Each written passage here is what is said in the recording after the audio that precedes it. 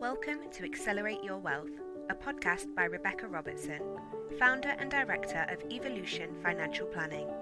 This series, we're focusing on female financial independence, looking towards a stronger financial future. Be sure to let us know your thoughts on the show, and please do connect with us on Facebook, LinkedIn or Instagram, or head over to www.rebeccarobertson.co.uk. Hey, welcome to today's show. We're going to be talking to the lovely Lucy McCarraher. Hopefully I've said that correctly. And we're going to be talking about the 10 archetypes women need to know to achieve their goals. So let me tell you a little bit about Lucy. So Lucy is a founder of Rethink Press, which is a premier hybrid publishing of business books, a founder of the Business Book Awards, and host of ABOO, a book of one's own online support mentoring group for women authors and aspiring authors. She is the UK's most experienced business book mentor and has mentored over 1,000 entrepreneurs, experts and business owners to write and publish their books. Lucy is the author of 13 books, 3 novels, 4 self-help books and 6 books on writing, including a book of one's own and manifesto for women to share their experience and make a difference, a book builder with Joe Gregory. She's a speaker, a mentor and a postgraduate diploma in teaching creative writing and literacy. And she's going to be talking to us today about archetypes women need to achieve their goals. So I hope you enjoy it. Let me know what you think about the show. Do leave us a review, or come and let me know via email or one of my social media sites, LinkedIn, Instagram, Facebook, wherever you're at. Come and let me know what you think about the show, and I'd love to hear from you. And take care. Have a wonderful day. So welcome, Lucy. Thank you for joining me today. Thank you for inviting me. It's great to be here. I look all hot and sweaty, although this was my office, and whereas you look so beautiful and poised, and you know well, your hair and your makeup, and I'm just I feel like anyway. So thank you for looking so lovely for me today, so well presented in comparison to my. I have had a shower after the gym. I did say like I had a gym session today, but to clarify, I actually have had a shower since being in the gym. It's just I look hot and sweaty today. You look great. So I'm really thank you.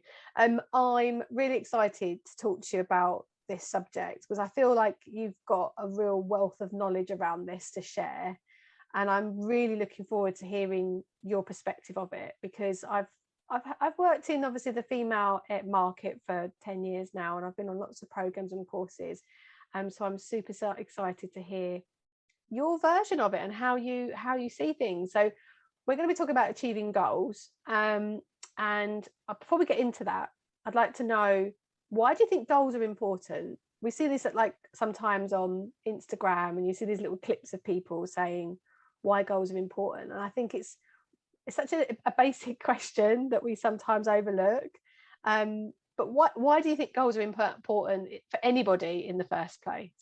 I think goals are important because if you don't have them, then you kind of aren't moving towards anything. You might be moving, but you're not necessarily moving in a concerted direction. You're not kind of aiming for what you have decided that you want, and I think that's really important.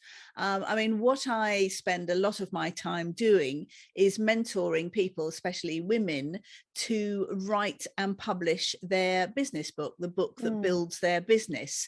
And I think that I found a lot of people think, for instance, that writing a book is a sort of big amorphous project filled with all these strange things like research and writing and editing and proofing, and they sort of feel that it's, you know, this great big project, and they don't realize that actually it can be broken down into steps, and that each step is a goal. Each step that takes them through the planning process or parts of the writing process is a goal with timelines and specific activities, and that takes them through it, and then they don't get lost and people don't kind of drop out of it because it all seems too much. So I think having goals, I think it's important to have smaller goals but also a big goal at the end, like finishing writing your book or publishing your book or whatever, is really important, and holding in mind the big big goal at the end, you know, what is going to happen when you've published your book? What are the outcomes you're looking for and why you're doing it? Yeah, because I think a lot of people just focus on the ticking the box, right? I'm going to, like me, I'm going to have a personal trainer. But, you know, it was moments where it was really hard.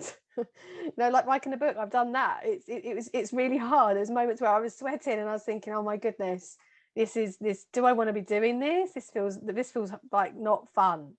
And I'm just not one for like that kind of exercise. I horse ride, but, you know, literally sweating on a dirty floor is not my idea of fun. And you have to really understand what your motivation is, what you're trying to achieve. And I think in your example of, you know, for me, it's about being able to wear some shorts in the summer and not feel really self-conscious about my legs, to be able to ride my horse in a really using more of my core muscles. And so I'm more secure and I'm safer as well, because he can be a little bit of a twat sometimes. And for people that are writing a book, I think it's sometimes well, I just want to write a book. I want to be a published author. But if it's a business book, you really have to be much clearer on what the objective and what it is you're trying to achieve. And I wrote 2 books effectively, but actually my second one was a rewrite of my first one. And I learned a lot of lessons with the first one. And there were so many things that I wasn't really clear on when it came to my goals. So, yeah, I do think you're right, having that clear picture of what you want to achieve and taking a step back. But it's sometimes not always clear though, is it? Right? Because No, I made those right. mistakes, and then when I redid it I was much clearer. And I think only sometimes experience can give you that outlook and that perspective on things. Yeah, that's right. Sometimes you almost head towards the wrong goal and then you suddenly realize it's the wrong goal, and you can shift your focus and realign towards the right goal. But if you've got no goal at all, that's probably not even going to happen. Yeah, I mean, what do you think about, just out of interest, there's I'll just describe it as woo-woo, but I think that sometimes can be a little bit unfair, that description, because it makes there's sort of, I don't know, a little bit of a, like, it's make-believe land. But for a lot of people, and I know I've experienced some things myself, actually it does feel really real. It's not, it's real life stuff. I know it's more about the spirituality side of things, and they would sort of, some might say that are more on the spiritual side, that goals can sort of sometimes feel a little bit heavy.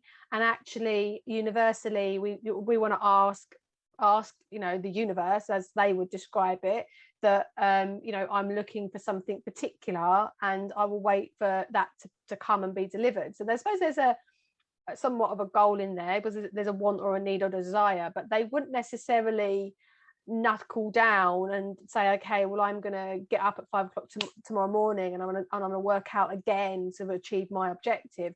They, you know, I'm not saying you can't magically let the universe, in my example, lose weight. That's probably not a very good example, but you know, do you know what I'm trying to say? Like, I have to say that one hasn't worked for me. No, I'd like it to, and if you ever figure that one out, please let me know.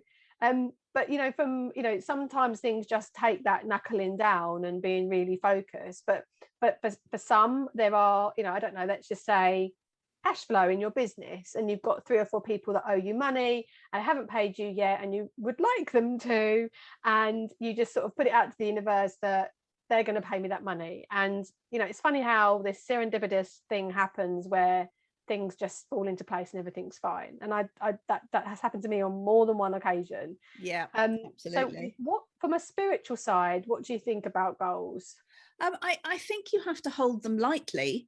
I think if you have a really fixed goal, like I'm going to be earning 120,000 a year in 2 years' time or something like that, then you're very constrained by that kind of goal, and it's not necessarily, you know, finding the way towards that is not going to be your best way forward necessarily. It's not going to take you on the best journey.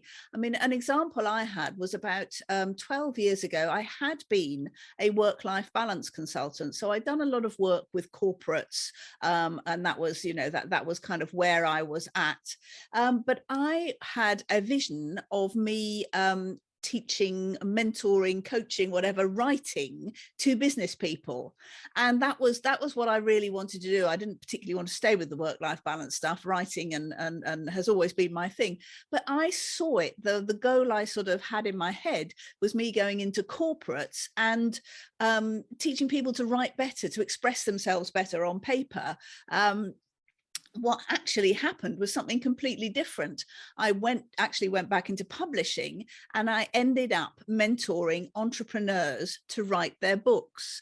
So a few years later, I was exactly teaching business people to write, but it was completely different than the goal, than the vision I had of that particular goal, which was, you know, sort of corporate business writing. And actually I was it was much nicer what I actually got from having that idea, which was being able to mentor individual entrepreneurs to write something that I really love, an actual book, as opposed to, you know, just writing brochures or whatever, I see. Yeah, no, I writing can better see the emails. difference. So And yeah. that's about passion and purpose, right? Because Yes. it's filling you up, it's giving you more, you're sort of seeing the results that much more, you're seeing the transformation. And so then really that goal is a bit more of a vision. So I think it Yes. depends on how you interpret the language, right? Because Exactly. I think for some people, goal can be like a monetary figure of some, like on a spreadsheet, but it doesn't always have to be. It could be something that's a light goal vision that actually then can come to you once you put it out there and you start putting some of the things in place. You start asking for more help, you start putting it out there that you're looking for something in particular, because you have this vision, because you have this goal in mind, then it can start to come together that much better. Yeah, and I think when you have that sort of big goal, but you're not absolutely wedded to it being to it happening in a particular kind of way, then also what happens is it's your reticular activating system in your brain, the thing that goes out and recognizes thing, that filters all the information coming into you, looks for all the things that kind of might be helpful to you. And it's all very subconscious, but it, you know, it recognizes, I don't know, kind of events or people or information that's going to help you achieve that goal. But it's much more broad, sort of wide ranging and less specific than you are when you think consciously about your goal. So if you kind of let your subconscious go to work on things, it will often bring you better things than you'd envisaged in the first place.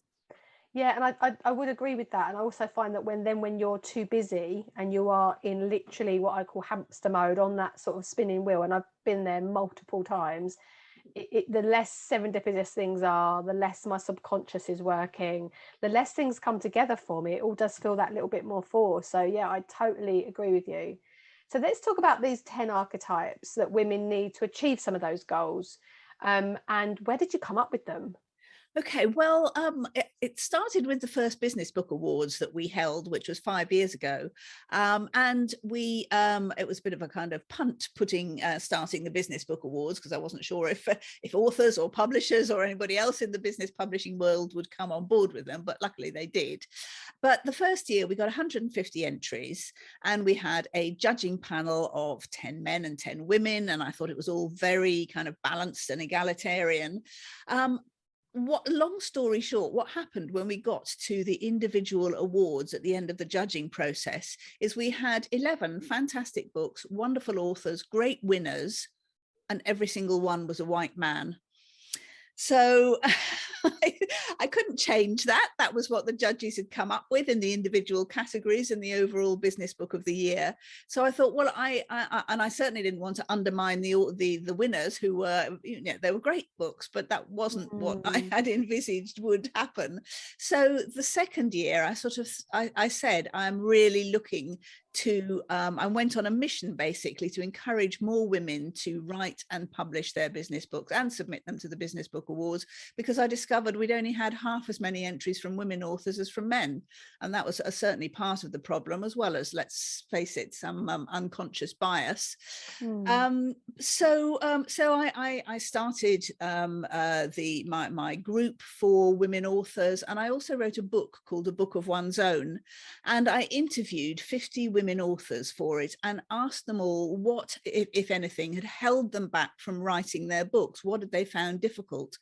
And they came up with a whole load of things, but out of those I kind of distilled kind of 10 archetypes And they're not archetypes where you go, oh, I'm that kind of person, or I'm that kind. They were sort of more like visitors who come particularly, and I'm not saying they only come to women, but they particularly come to women when they're involved in a big project. So when you're trying to achieve a goal, and like writing and publishing your book, they come, and some of them are very positive and some of them are rather undermining.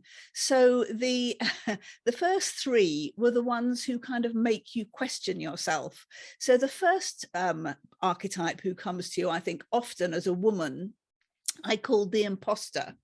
And the imposter, well, obviously it's sort of based on imposter syndrome, but you just feel, I'm not good enough. Who am I to do this? And you're always, you're kind of trying to play it cool and be the expert and the author. And yet underneath, you're always feeling, I'm a fraud. I'm going to be called out as a fraud. If I write my book, if I put myself out there, I'm going to be seen as a fraud. I can definitely resonate with that. Yeah, definitely. And part of the reason why I rewrote my book, so I wrote it the first time, both times self-published, both with different publishers, was because I felt like the first book was okay, but I just felt like I'd moved and evolved so much that I wanted to then rewrite the second one. But even in both processes, I really felt uncomfortable, even though I knew my stuff, I knew what I was talking about.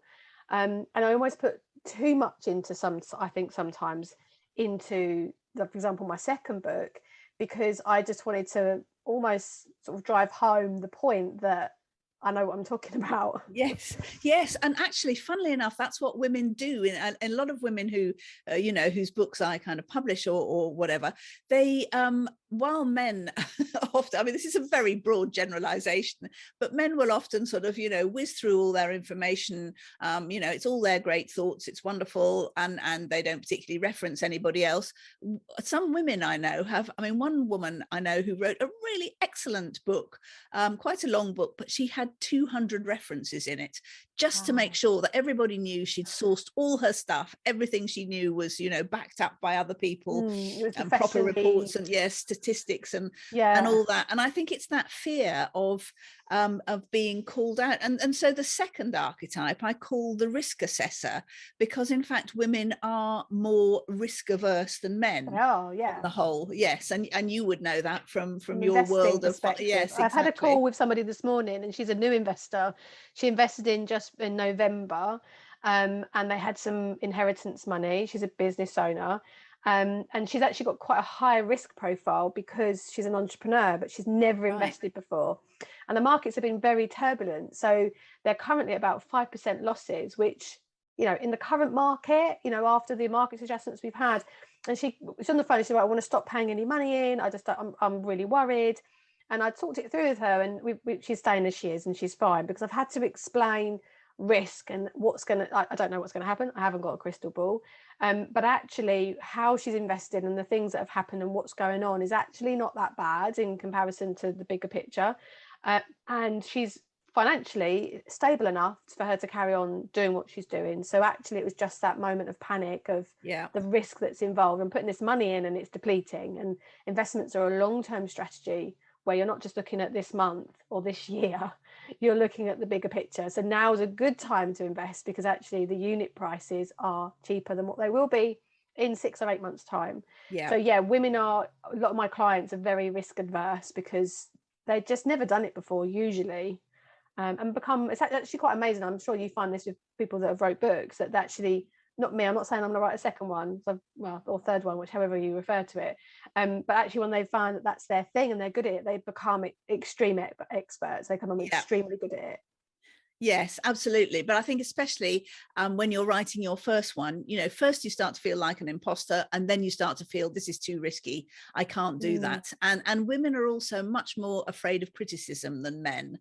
And so the risk assessor is kind of that part of our brain which is trying to protect us from danger. And it's saying, oh, no, don't do this. It's too risky. You're going to get criticized. You're going to get called out. People are going to, make a fool of you, but basically, or say you're a fool for putting those views out in your book. So the risk assessor is another one that we have to, and I think the reason I came up with these archetypes was that if you're aware of them and you recognize them kind of coming to visit you, is the way I put it, then you can push back against them, and you can say to the imposter, no, I'm not. I am an expert. I know what I'm talking about. Thanks for your worrying about me and trying to keep me safe, or the risk assessor, this is too dangerous, don't do it. That's fine. Thanks for warning me, but I'm okay. It'll be fine. So that's what I wanted to do with the archetypes, and tell women that to expect this is what will happen when you start doing something that's a bit outside your comfort zone. Totally. It's unknown, right? And it's only through experience, whether it's investing or writing a book or whatever it might exactly be. I mean, probably very similar in a way, because in a book you're investing in, you're probably investing money in it, and you're investing your time. And you're investing yourself in it, and putting yourself out there. A different kind of asset, right? Yes. but equally an asset that brings you terrific returns on your investment. Definitely. So what was there was third? There was three. So the third one is I called it the twin, because I feel we all have a kind of phantom male twin, and we think, oh God, if I was a bloke, they wouldn't treat me like that, or they wouldn't have said that, or whatever. So it's sort of that kind of, I can't do this because I'm a woman. It's too difficult because I'm a woman, kind of archetype, who will come along and say, it's too hard for you. I think if it was my daughter, she's they're of a generation where I can't even imagine her thinking like that. No, that's probably true. Yeah. Whereas some of my older clients, who I'd probably say, they've maybe been married a long time, they've got divorced, their partners have always done everything for them. They look, they're great looking after the children and the house, and now they're at a point where they're having to do finances on their own. It feels really daunting, and they feel like men are better at managing the money than women are, and that's just because that's their paradigm, that's their reality. That's right. So I can see they could probably think the same thing about, but whatever, it could be about anything, right? But in fact, I mean, if you look at the statistics in the publishing world, if you put out the same manuscript with a man's name on it and a woman's name on it, the manuscript with the man's male author's name will get much more interest than the same manuscript with a woman's name. Wow. I'm sure you know that in the world of funding and investment, that female founders are very, very much find it much harder to raise funds for their businesses. And in business generally, of course, we women don't get to the higher levels nearly as easily as men do. No, it's a shame it's still happening, unfortunately. Yeah, unfortunately it is. And I think actually it starts, I think, looking at younger women, they're fine until they get to the stage of having children. And then, everything starts to suddenly, you suddenly get that sort of different approach that people take as soon as you become a mother. People look at you differently, think about you differently. When I was pregnant, and it's really you feel like you have to ask. You Yeah. almost have to hide the fact that you're having children. Yeah. Because you're, or if you're running a business and you've got children, then you're sort of deemed as being, I don't know, like, you know, around the kitchen table, like a hobby kind of business. Exactly. People talk about baby brain and, don't think you're committed to your job as much. I mean, I once knew a solicitor working for a really massive legal firm, and she got to partner levels, and she was in fact made a partner, but she was working part-time, but she bought a flat. She moved house, bought a flat near the office, so she could come back almost sort of secretly at night and do extra work that nobody noticed she was doing. So nobody would say, oh, you're not doing enough because you're too involved with your family. Wow. Looking after your kids. That's crazy. Really shocking. Yeah, I'm hoping as time goes on, I'm seeing some changes with that. Yeah. And I hope that continues. And hopefully by the time, my grandchildren, for example, won't have to experience anything. No, absolutely. No, quite. But then I did, just to be a bit more depressing, I did come up with 3 more archetypes who are sort of more around the home. And the first one of those is I called the angel, because Virginia Woolf came up with a concept called it was an old Victorian poem about the angel of the house. And it's this terribly patronizing sort of, the angel of the house, makes everything lovely and easy for me. You know, it's written by a man, of course. And so it's that sort of, it's kind of like the spirit of your grandmother, even possibly your mother, but that comes to you and says, well, shouldn't you be looking after other people? Shouldn't you be taking care of your man? Should you be putting yourself out there? And are the children okay? And, you know, really, are you being selfish writing a book and taking all this time? And, you know, who do you think you are? You know, you're just a woman. And that, I think that comes from somewhere really deep and archetypal. And it just will hit us sometime. And it's just, really I can totally see that one, because I was talking to somebody the other day, and even my husband mentioned it, that, you know, from a cavewoman perspective, we were, I think it was somebody said something about Aristotle. I'm sure it was Aristotle. I saw it on Facebook, and he used to write quite a lot about women and men, and basically women back then, so we're talking, I don't even know what year Aristotle was around, hundreds of years ago. Yeah, absolutely. Women were all like referred to as a lesser being. Oh, definitely. Yeah, absolutely. Yeah. And I tell you who it was. I know who it was. It's somebody I've had on my show now. I've just remembered. It was Star Monroe. I don't know if you ever met Star. Her name suits her very, very well. And she's an amazing lady. And she was talking about the fact that men wanted to was the strength of money, if you like, back then was having a tribe and having you know, having labor was children. How did you have children? That was women. And that's where it comes from. We're talking hundreds and hundreds of years of society basically putting women on a lesser pedestal.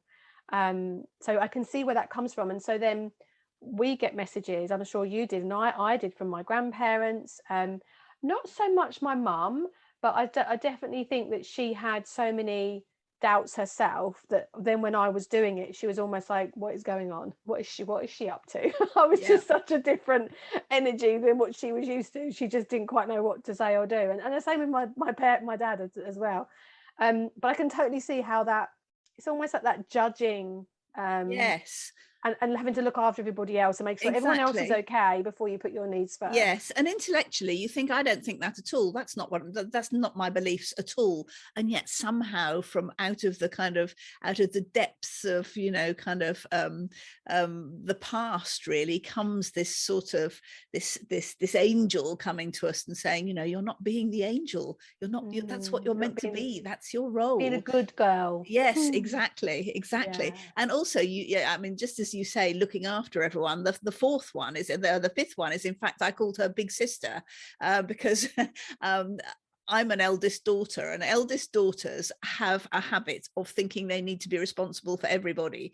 But I think that women generally do as well. So it's not just when you're looking after, you know, your family or whoever or at home. It's also when you're at work. You feel responsible for the people you're working with, your employees, your clients, and you need to put them first. And that, you know, that's also very can be quite destructive to when you want to get something done, like a book written. You actually need to say to people, you need to take responsibility. You need to step up here and you need to support me for a bit while I'm doing this important piece of work. You need to step up and take more responsibility. And that can actually be really good for us and really good for other people. Setting the boundaries, right? And exactly. Whatever goal, vision you're working towards, whether that's writing a book or anything really. Yeah. So, like with me losing, like, you know, trying to get fit. I've sort of said to my husband, right, I'm using the gym at these times. This is what I need help with. And I generally find through the sort of personal development I've done is that if you don't ask, you don't get.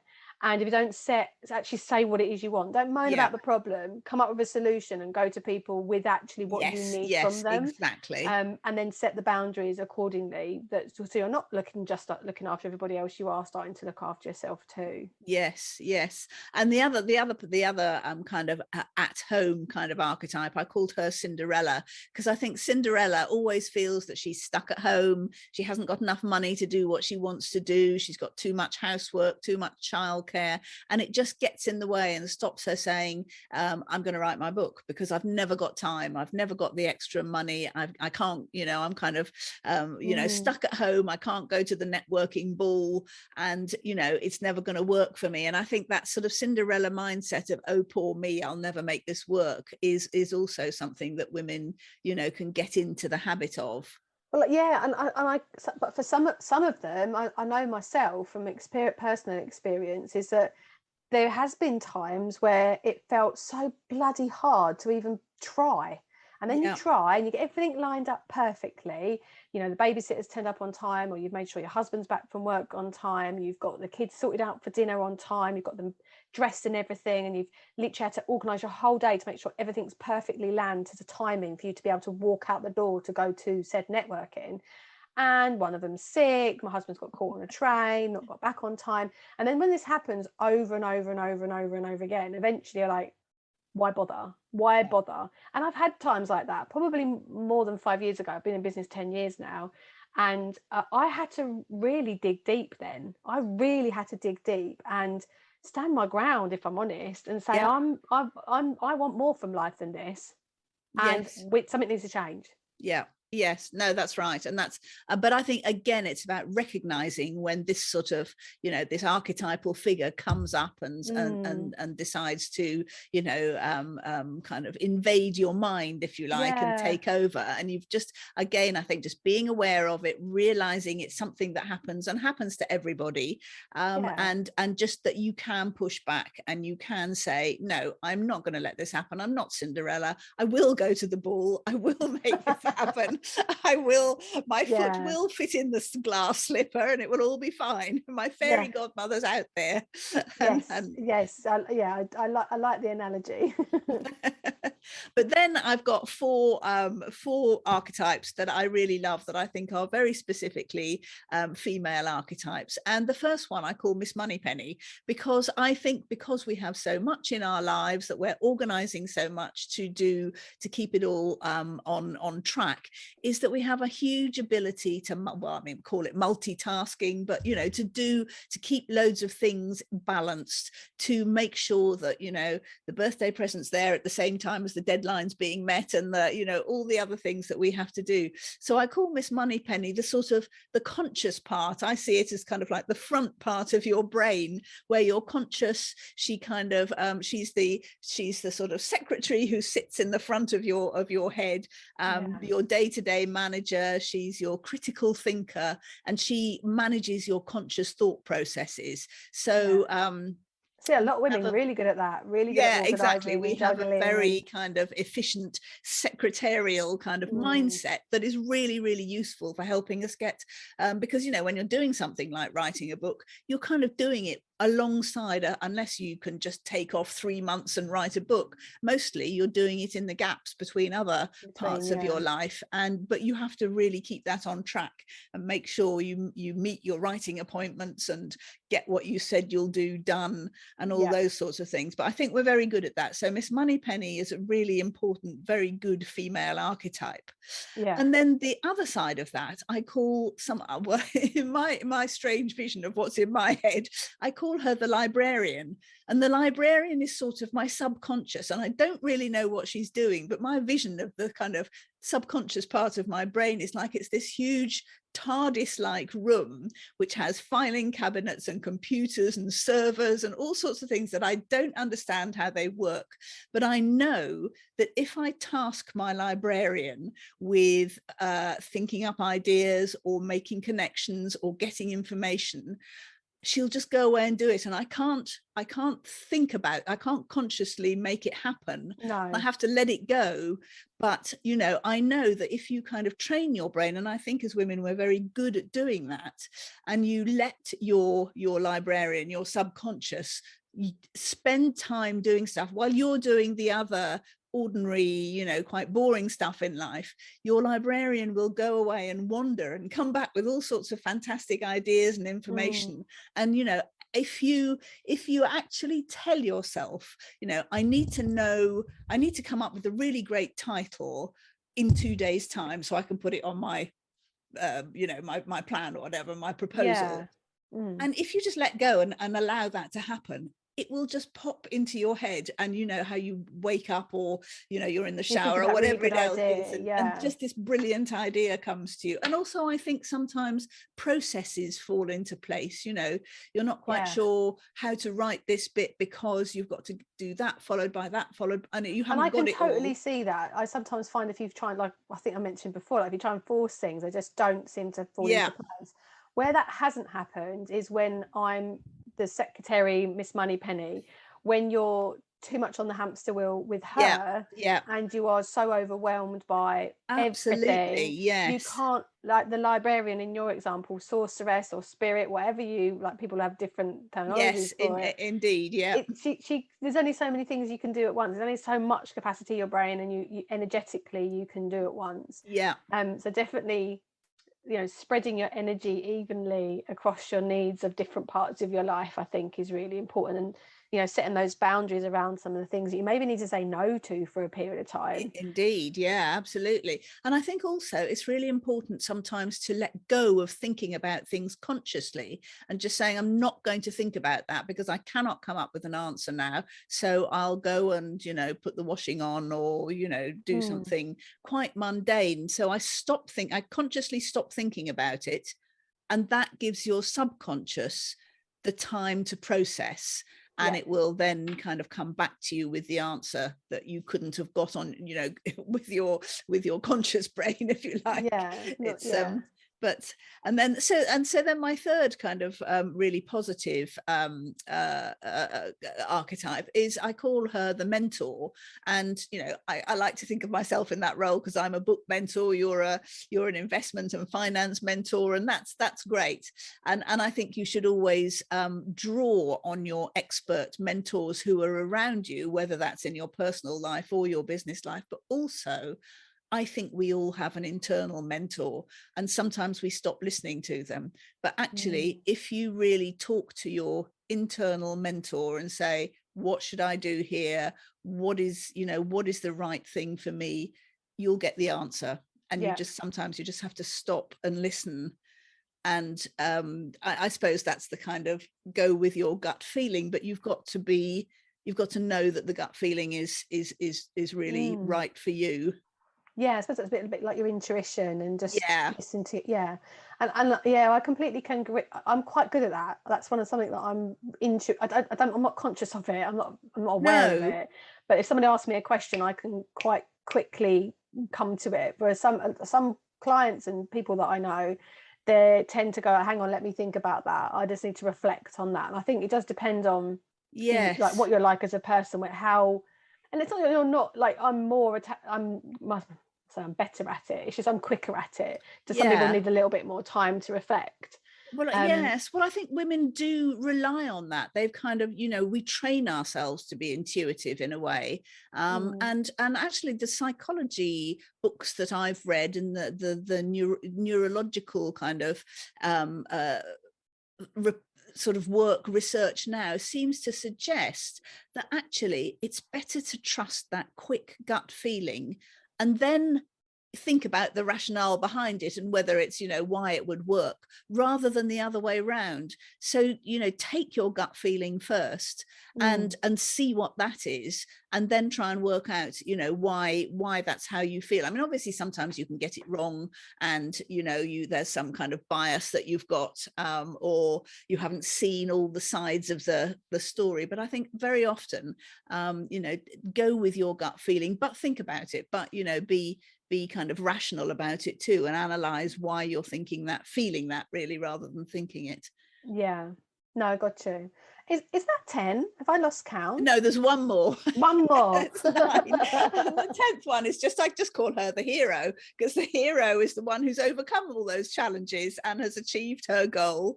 And in this case, got her book out and is using her book as her leverage, and building her business using her book as a tool. And that's that's just the last one, really. So that's where you're heading. You could have overcome all of those, right? In one day, in some yeah. Amazing. And so when you wrote that book, and since you've had, I don't know, another 3 or 4 years of the book years, have you seen an increase in women wanting, like, winning awards for their books, and an Yeah, increase? well, absolutely. I mean, the really great, I mean, I was so thrilled this year. It's the 5th year of the Business Book Awards this year.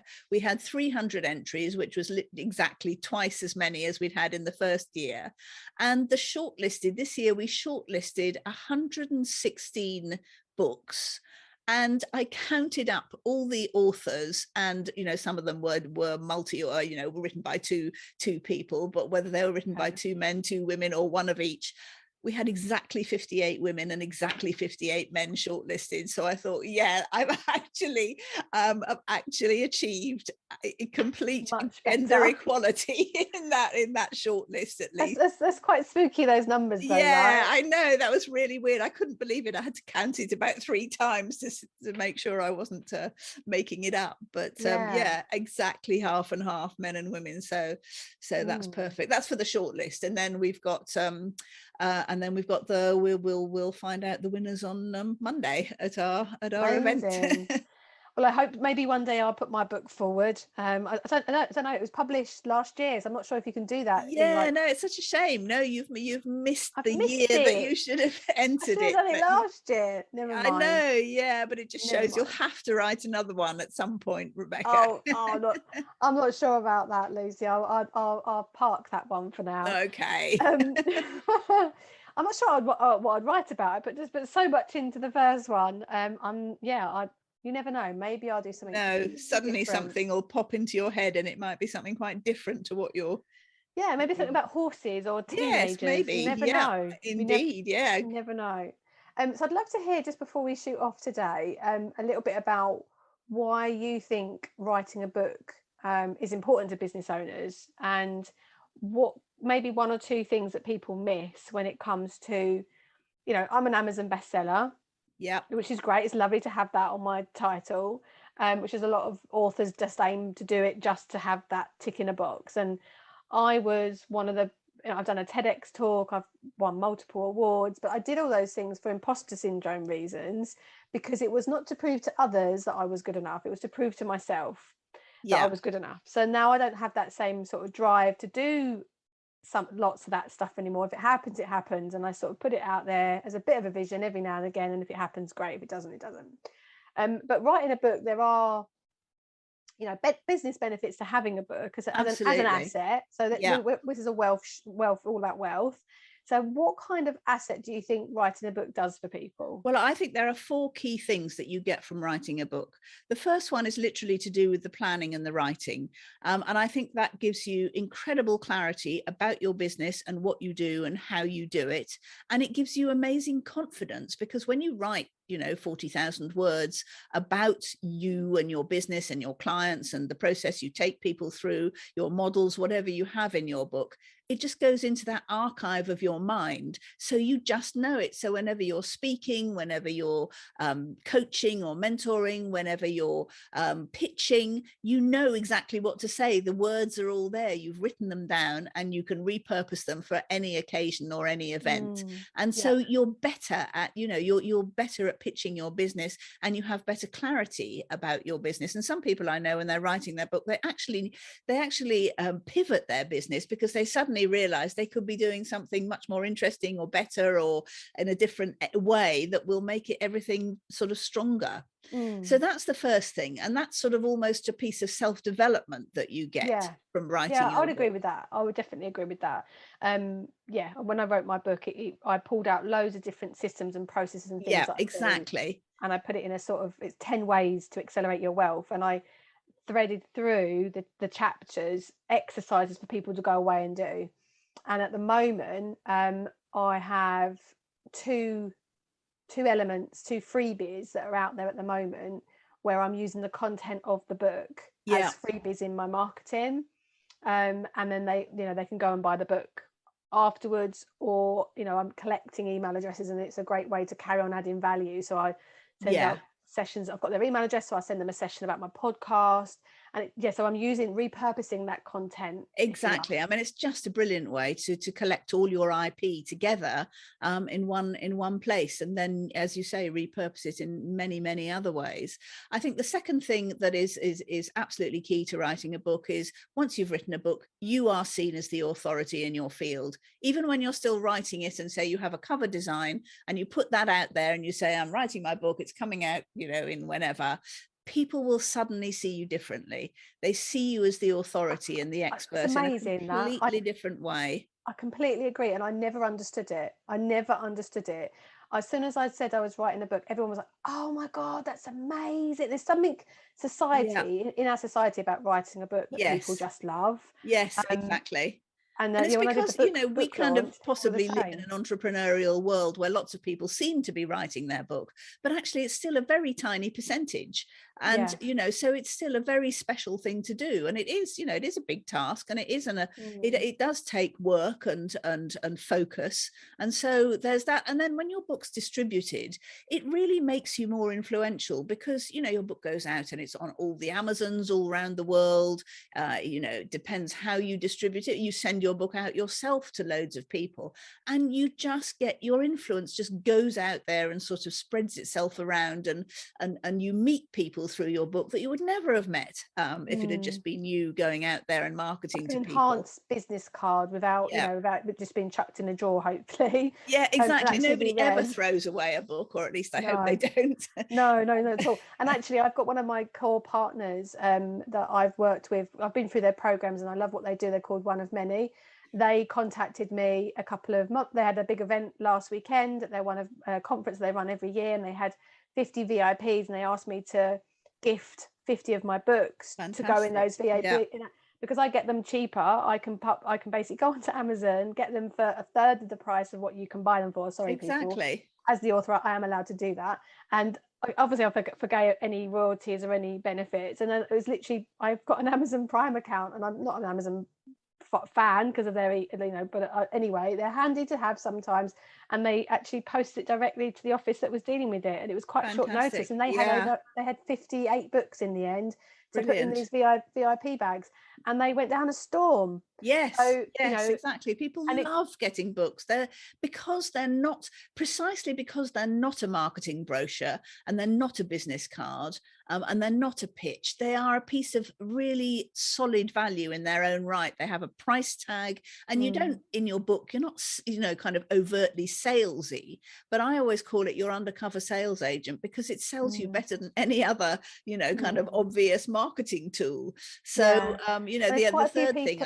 Sorry, go on. No, what was you going to say? I was just going to say the third thing I think is really key to writing a book, is that you get your prospects and clients. You just grow your business. You get your book out there, and it's extraordinary how it magnetizes people to come back to you and work with you. I mean, I think writing a business book, is not about writing a bestseller and getting loads of sales on Amazon or wherever. No. That's a small little income stream. Lovely if you sell loads, but that's not the point.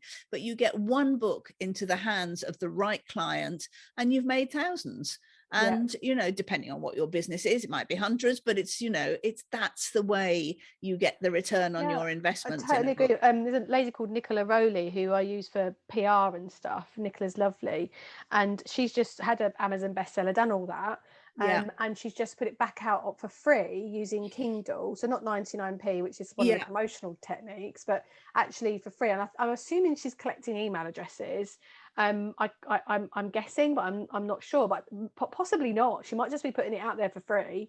And I just heard she's made in 4 days 150 sales. Yeah, but it's not cost her anything. No, exactly. I mean, okay, she hasn't made 99p per one, so by the time she gets a cut of that, what she would have made, not an awful lot. So no, but why not? She'll just have, she'll have lots of goodwill. She'll have clients coming back to her that way. It'll be, and the fourth thing is, if you want to become more visible yourself, if you want to speak, if you want to go on podcasts, if you want the media to contact you, or you to contact the media, your book is the way in.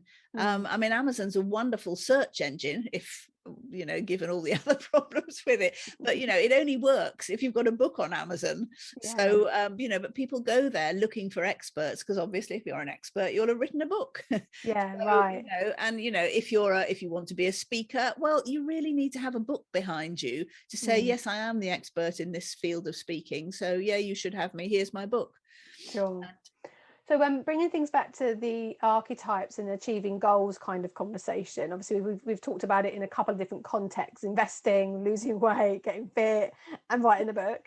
But for anyone that's listening, have a think about maybe what archetypes are coming up for you, for any of your visions or goals that you're thinking about achieving at the moment, and what could be holding you back in terms of one of those archetypes. What things could you be doing to shift things over to the next level? Do you need to create some more space? Do you need to set some boundaries? Do you need to have the right people around you, etc., etc.? So I hope you found today really interesting. I've loved talking to you, Lucy, and hearing more about what you do. So thank you for sharing all of that with us. And obviously there's going to be links in the blog if you're listening through our website, or if you're on iTunes or Spotify or wherever, you'll see links in the bio section to Lucy and her businesses, so you can go and connect on her with LinkedIn, and I think I've got Facebook, the main ones for you. And your business is rethinkpress.com. That's so right. Yes, you can go and check that out. Yeah. And have a look at her website. Any lasting thoughts or suggestions or anything from you, Lucy? Well, I think just, you know, particularly if you're a woman, beware of these archetypes coming to derail you from your goals. But if you're aware of them, you'll be able to push back against them and use Miss Moneypenny and your librarian and your mentor to really keep you on track and keep you doing what you do. My last thing is, if you haven't done it already, write your book. It will be wonderful for you. Amazing. Thank you so much for joining us today, Lucy. I've really enjoyed it. Thank you. Thanks, Rebecca.